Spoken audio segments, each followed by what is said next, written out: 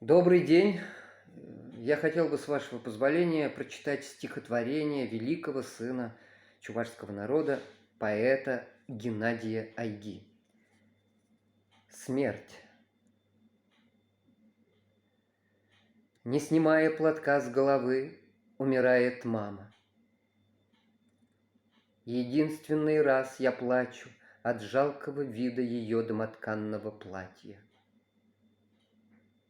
О, как тихи снега!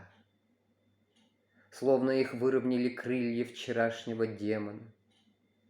О, как богаты сугробы, как будто под ними горы языческих жертвоприношений. А снежинки все несут и несут на землю иероглифы Бога. Тишина.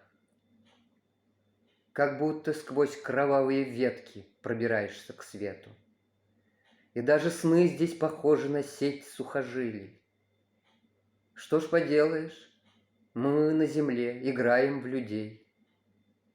А там убежище облаков и перегородки снов Бога, и наша тишина, нарушенная нами, тем, что где-то на дне мы ее сделали и видимой, и слышимой, и мы здесь говорим голосами, и зримы оттенками, и никто не услышит наши подлинные голоса.